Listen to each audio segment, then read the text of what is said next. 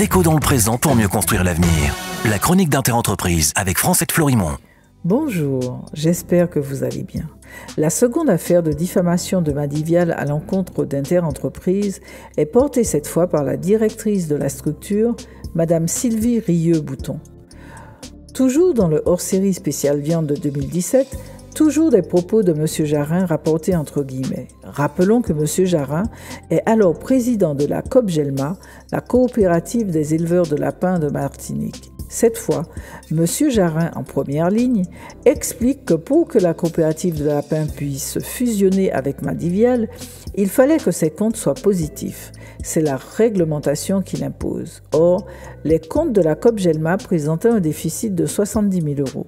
M. Jarin déclare donc qu'en une nuit, en sa présence, je cite, que les comptes ont été trafiqués par Sylvie Rieux-Bouton avec la complicité du Centre agréé de gestion. Fin de citation. Interentreprise et le lanceur d'alerte M. Jarin ont donc été condamnés en première instance. Jugement confirmé en appel.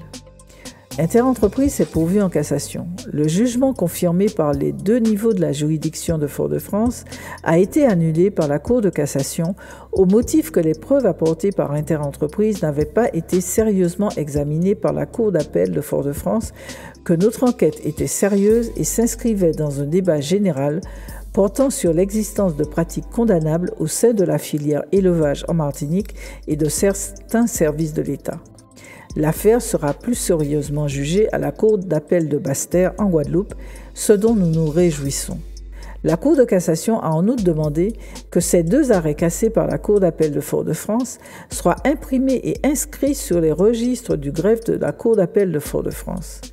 Comme pour rappeler aux uns et aux autres que les affaires doivent être jugées en droit et non pas sous l'ombrelle d'autres motifs, voire accointances, qui ne devraient pas avoir droit de citer au sein d'une cour de justice.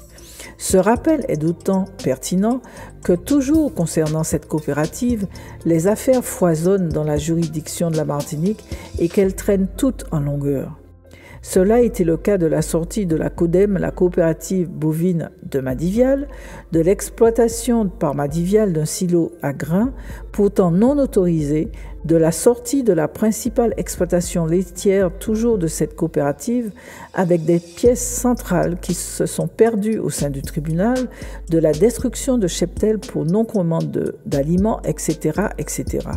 Le vent semble donc tourner. On se retrouve donc à Basse-Terre. Prenez soin de vous. Déco dans le présent pour mieux construire l'avenir. La chronique d'Interentreprise avec Francette Florimond.